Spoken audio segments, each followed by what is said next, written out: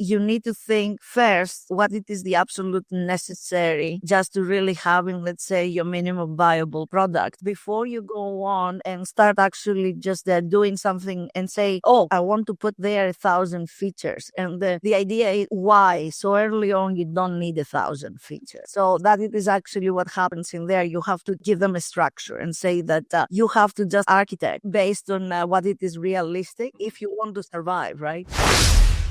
Welcome to the AI Advantage, where modern leaders decode the future of tech. I'm Solomon Williams, founder of Solanox. So here, it's no noise, no hype every week. Sometimes it's just me, and sometimes it's the brightest minds in tech, breaking down what it really takes to grow smarter with AI and automation. Let's dive in. Welcome to the show, everyone. I'm your host, Solomon Williams. We have a wonderful guest today for today's episode. I want to introduce Dr. Irene Katzela. She's the managing consultant for Axio for Tech. Dr. Irene, thank you so much for coming on to the show. Can you introduce yourself to the guest and, tell us a little bit about yourself? Oh, thank you so much. Thank you for inviting me. Okay, so I was born and raised in Greece.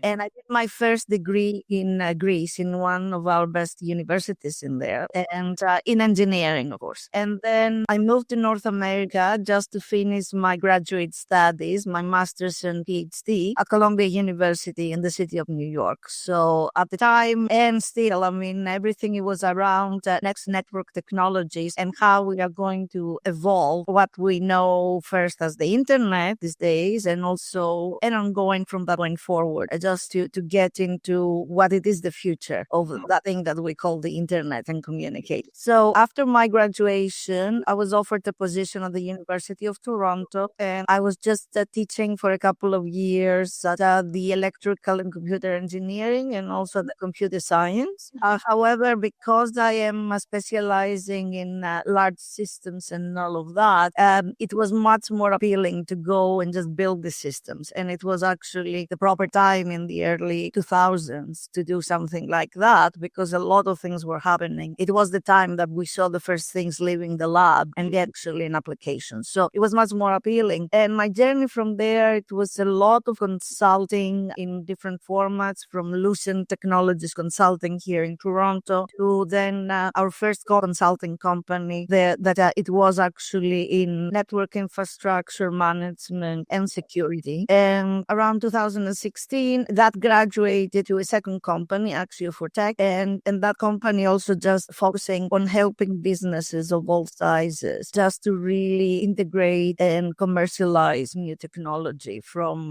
the lab and make them useful for them. Because what we have found over the years is that a lot of the tools, they look nice, but then they are not really getting the traction and the productivity that you sign for. In parallel, I'm supporting a lot the startup ecosystem. I like the idea. So as long as you keep a cool head, that not everybody is going to become a unicorn, because this is not possible. So I have a very long kind of almost 10 years of either consulting in startups, also taking the role of their, fractional CTO or a CTO until the getting off the ground and things like that. And in other companies that they're a little bit more mature, typically my role, it is actually as a CTO of the company, just to help them put all the structures in order to scale. So that is pretty much, what I'm doing in my day to day, and also, always technology and how we can use it more effectively for not only for the big ones, but for everyone. Yeah. And I think this is to gain on so much experience that you have,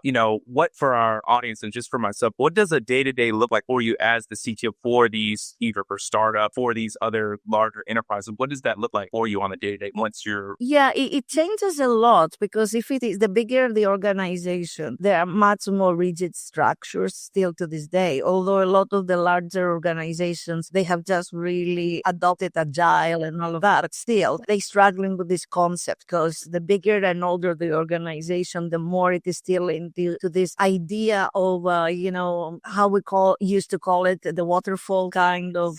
So that is one end of the spectrum. And the other end of the spectrum, it is actually the startups that there as a CTO pretty much, I like to joke and say that you're a glorified garbage collector. And the thing is that pretty much whatever falls on the floor, you have to find something. So everybody's going to come to you for something. So it is a different experience, which actually I do enjoy. So, then there is also a medium, which actually it is not so common. Small and medium kind of corporations, companies, they do not have so much the budget to really have in that structure. So startups, you know, that you're just helping them a fraction of what you're supposed to be paid. I mean, large, more established organizations, yes, they just have in their own kind of structure in there, but the middle is kind of left on its own. And that is actually my feeling in a lot of the things, because the bigger tools are just too expensive for them. Yep. Doing that on their own, it is prohibiting because they do not have, the proper equipment, people, strategies, and they don't have the time to develop because again, that also has a cost. So they are kind of their own. So, and I know that because we're kind of in similar structures because I've been focusing with Solanox on working with small to medium businesses, just on specifically on AI to help them grow and so forth. But like, as you said, as a startup, you have to really think of what is the whole outcome of what they're trying to accomplish. And you have to think from a different mindset. So I'm curious on when you first start on the role, is it mostly just discovery for you of what's going on to try to see their outcome and then be that solutionizer to help them block out, like you said, any technical debt or so forth? Like, do you think that separates it from when you're working with the startup and helping them more accomplish versus the businesses that have a little bit more, experience, I guess, that has more of that employee size? Right. I mean, the startup pretty much it is exploratory. It is a little bit. So there are two things, and typically you have in engineers that they are extremely motivated. Perhaps sometimes believe that they know more than the actual know, not for any other reason, because the thing is nobody knows everything, and at the same time, I mean, you need a couple of years of experience to just and work very hard to accumulate, knowledge, and also knows how to. So there, it is mostly on a guidance because it is a little bit of everything, and so you need actually to create at least a structure that everybody agrees on. So the thing is that it's not, and also say it's not pure exploration because the money are going to run out, okay, and always run out. It is actually mostly that, okay, you need to think first what it is the absolute necessary just to really having, let's say, your minimum viable product before you go on and start actually just doing something and say, oh, I want to put there 1,000 features. And the idea is why? So early on, you don't need 1,000 features. So that it is actually what happens in there. You have to give them a structure and say that you have to just architect based on what it is realistic if you want to survive, right? Because 90% of the businesses in such an environment, they're not going to make it to the next step. And it has nothing, I mean, there's a million different reasons for that. It's not because the technology is not the greatest or anything. Actually, in a lot of ways, how good is the technology is the least. I have to say that, although, I mean, I wish it was different, but mostly marketing, connections, and all of the other stuff that in the end is not going. I think that's important, especially just in our field as we grow and so forth, that you become so with the emergence of, the AI and utilizing of the generated content, there might be a focus too much on it to accomplish what you need without taking the human element, as you said, just it needs to work on proper marketing, the connections, that's what's really going to improve upon it. Yeah. So with that said, what do you see, since you have so much experience with different consultants, what are you seeing the major shifts now in the industry? I'm sure, of course, it's AI, but what do you see for the client? I mean, the AI is actually front and center because it attracts a lot of attention, which is great. Pretty much, I mean, we have been again in the same cycle. We have to put AI to something just because AI is in the news, which actually is completely opposite when you go there to just add into the operations and the productivity of any organization of any size. So you don't take a tool because AI is nothing more than a tool and try to find where it's going to fit or actually fit your problem to use the tool. It is the way around. So there are problems that they are going in different degrees and in different kind of configurations. Solve the problem that it is a problem in the organization. So for example, I mean, employ AI just for your help desk. It is a thing because pretty much, I mean, that makes things much more accurate. It can fit from your database. You don't have to enter these things manually. manually giving,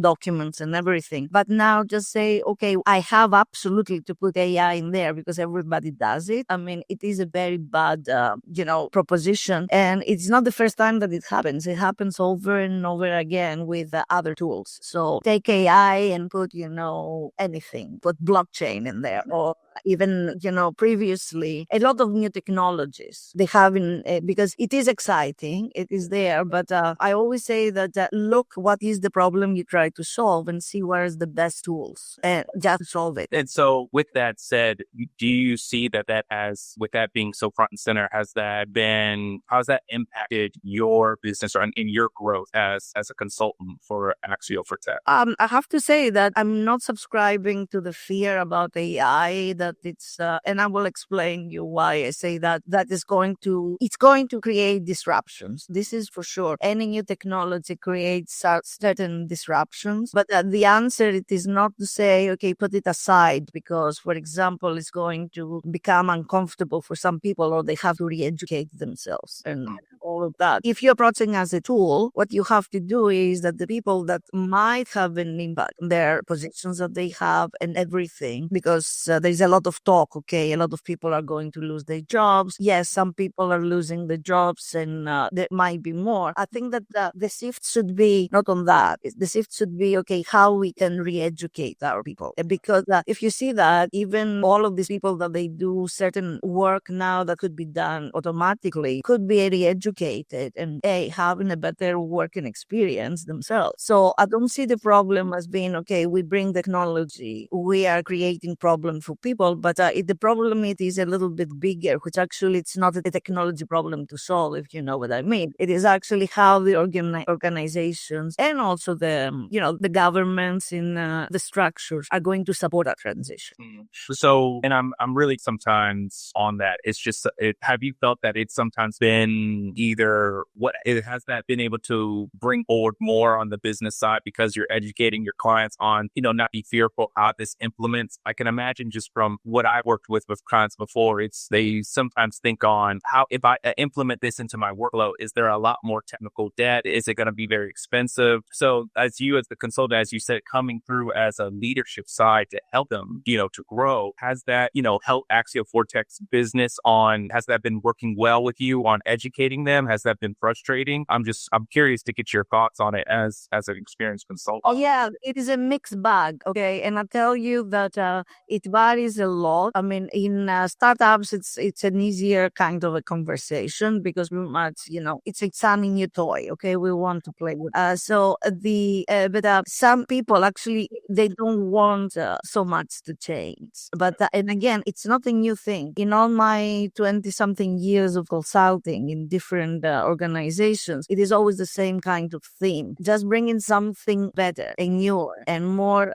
usable does not necessarily equate that you're going to get adoption from the people that they're using. I mean, even to these days, you'll be surprised how very large organizations, very complex organizations, they have actually someplace a piece of, code from, I don't know, the 1980s, the 1970s, that still there are two people that they are never going to stop using it. So that one, it is mostly in larger environments, but your resistance is mostly about getting what we call the buy-in. So, and there's also how they are just really view that. Are they view that we bring in new tools and we're going to make things better, so it's going to be better for all of us, or it is the fear that pretty much my job is not secure anymore. So it is mostly like the human element in a lot of ways, and you have actually to just explain what it can or it cannot do. Because the other thing that we have in the media a lot of times, they overpromise what AI can do. I'm not saying that one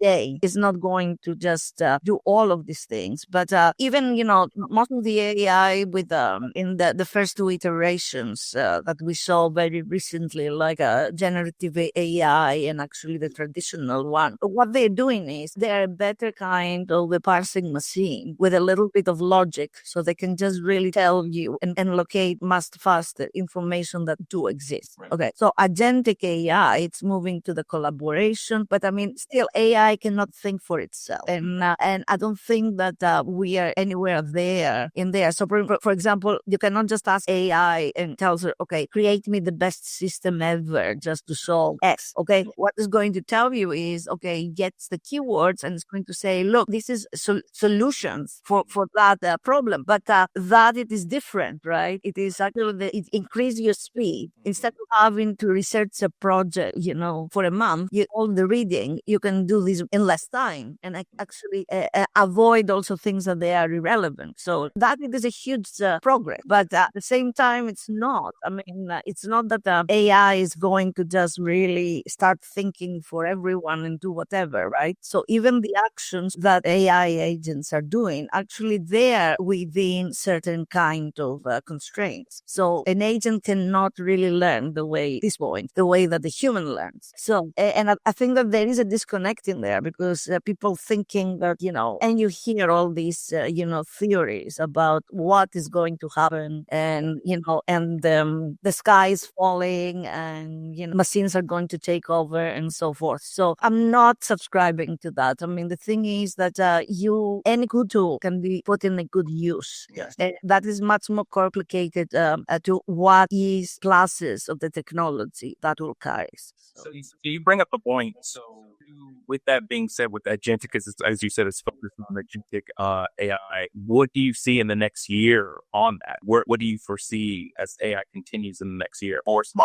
yes, I mean, a couple of things. So first of all, AI, it starts starving from information, right? So it's one thing to crawl the internet in order to really get your models going. And it's another thing because there are pockets and a lot of pockets, especially if we're talking about technology, that they are not accessible. Even you cannot crawl them, right? I mean, there is huge databases. I mean, not all the libraries in the world or the engineering libraries and all of that, are accessible or digitized. So all of this knowledge is not getting there. The other thing is that we have in the closed systems like the Googles, the Amazons, or anybody who's doing AI agents at a particular point, which actually these systems also are going to optimize for their own, purposes, but it's not getting there. And AI is becoming more and more intelligent as more and more data are available. And then you're getting into other problems, the quality of the data that you're feeding systems. And also, are these really honest data in the sense, I mean, they have not been manipulated in any way. So you have also the ethical problems about, the manipulation of information, because, I mean, you can bias the model. I mean, it is a piece of, it's a bunch of algorithms. They're as good as the data that you just feed to them. So this is all concerns, and they are going to be more and more becoming bigger concerns as we're moving forward. And especially, I mean, ethical kind of AI is a big issue, and we all should be really consider that. So there is another part which actually it is very interesting, just that the distributed AI models, and also not only distributed but decentralized. So there they borrow the idea of decentralization, which means that there is not actually one entity in the middle that actually manages everything, but you're doing the computation distributed and also with different kinds of collaborators.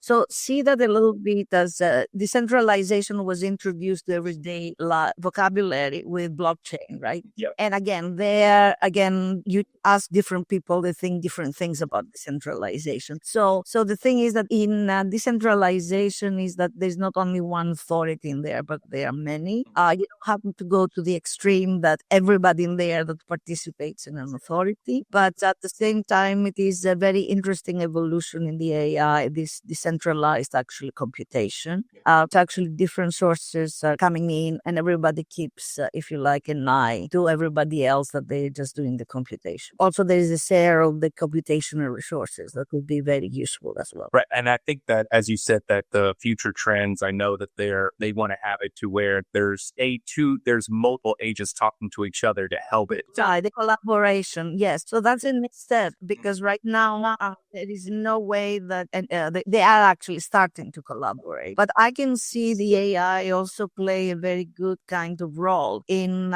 when attached to machinery, in taking some decisions that actually could be associated with safety or other things, and that the human or together with the human might not react so fast. So there are a lot of applications that you can envision. So, but yes, the agentic AI, the idea is that the agents, they take in some actions and perhaps can collaborate between different machines, and together as a group can just really finish it off. Yeah, it's really going to be an interesting time in the next, especially how fast it's been moving to see on it. And especially now that it's being seen as how AI is being worked into a business structure of how this, now we've gotten to a point it can work in. Now I'm curious to see what the new products and what others going to be in collaboration with enterprises and so forth. So I want to switch over to, Habit, since we've talked to all of that with the trends of AI, for your business, for the Axio for Tech on the consulting side. With all that said, what is your goal for like the next 6 to 12 months of where you would like to go for the consulting for yourself? Actually, for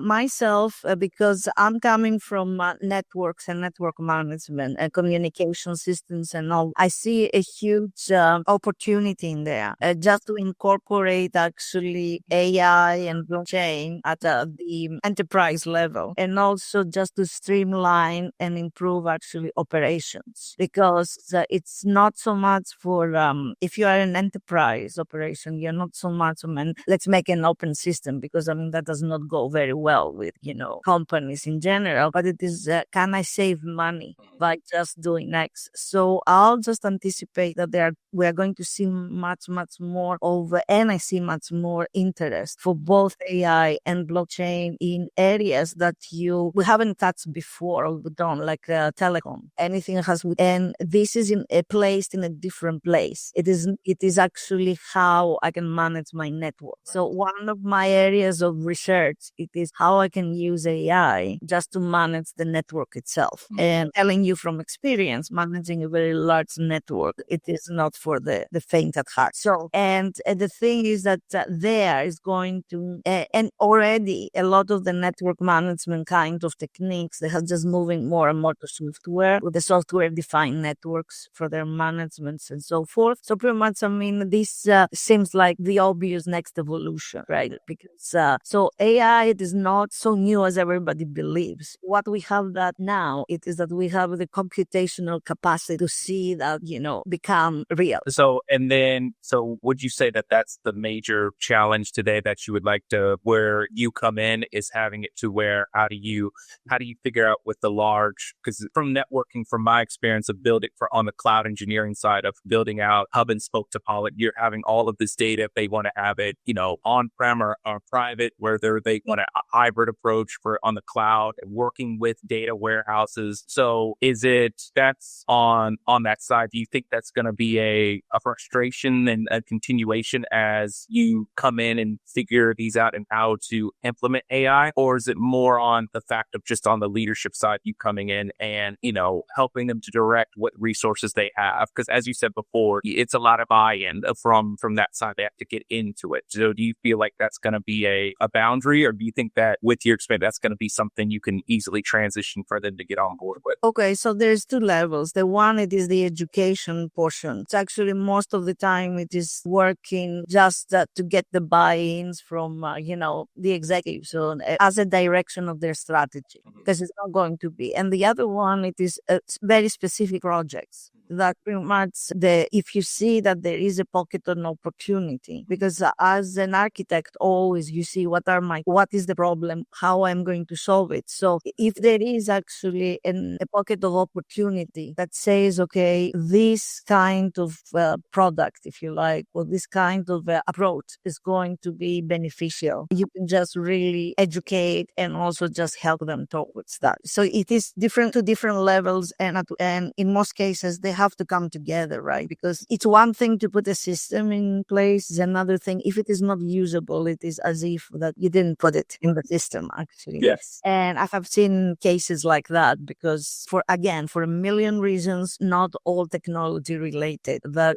organizations end up with systems that they are not used as they're supposed to use them. Yeah. And then again, I think that's where It's more on, I can imagine, just as CTD coming in, it's more of understanding, like, as you said, the discovery phase, but also on a people management to really kind of understand what their goals are, how to align, and then how to, walk their hand, not essentially just guiding them to get to their goal and having them think on a different perspective. And another thing that any established organization has, it is this kind of ongoing battle of integrate the different systems that they have. Because I know that when you see, especially existing products, everything is say, okay, yes, it is, off the shelf. I'm telling you, to my experience all these years, I haven't seen one true off the shelf. All of these will need some integration effort. Most probably you see similar kind of stuff. So there is also another parameter in there, how you're going to integrate the new tools into, the existing tools. But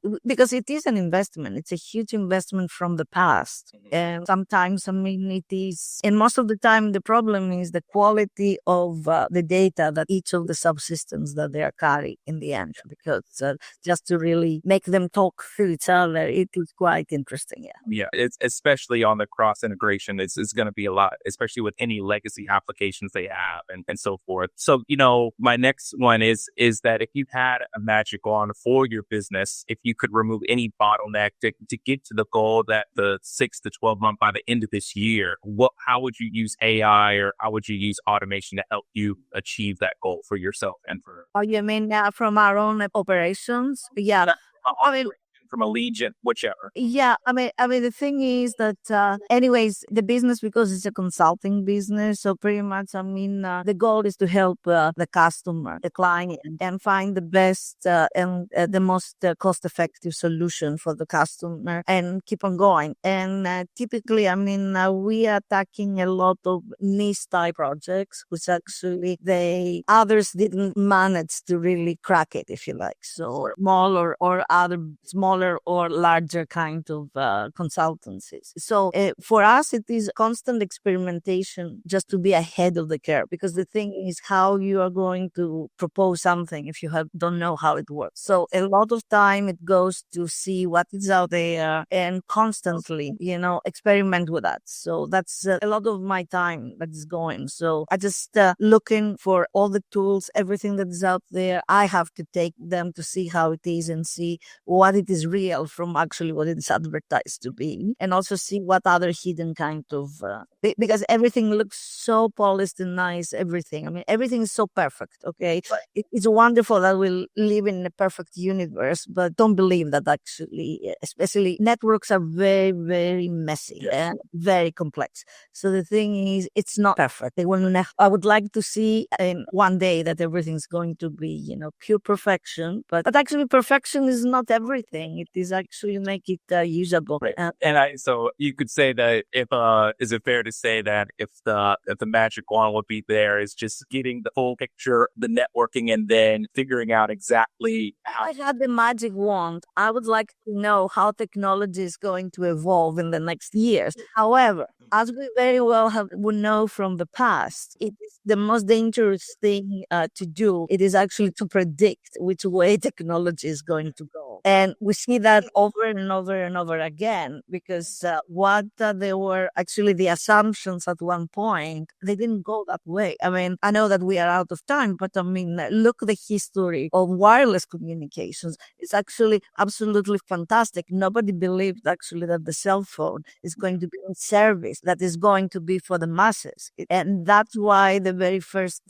wireless networks, they were just under-engineered because they were not effective. So that's why I say the only advice is that don't make any predictions. Just have your eyes open and evaluate what it is in front of you, and also look between the lines, because sometimes, things are not as perfect as they are presented to be. Yeah, and this has been great. So, Irene, I want to really thank you so much for coming on to the show. Where for our listeners, if they're ever interested in kind of utilizing Axio for Tech, where can they find you? Where can they learn more about what you do in your journey? Right. The easiest way, I am at LinkedIn. I can just send the link so you can post it with the podcast. And pretty much, this is actually, I'm mostly using the LinkedIn. I'm also in other social media, but I have to say that, let's say I have way too much work to do in a day, just really posting, but and I don't want other people to post on my behalf. So, Right.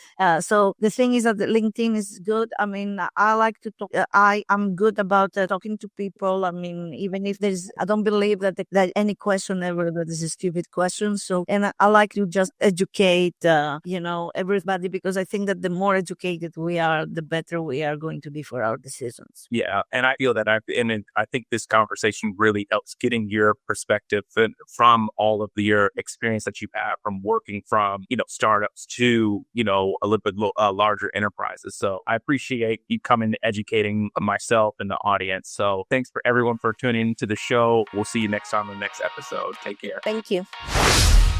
Thanks for tuning in to the AI Advantage. If this episode sparked an idea, share it with your network. Subscribe for more no-fluff conversations on how smart tech drives real outcomes. And if you're ready to future-proof your business, let's connect at solonox.net.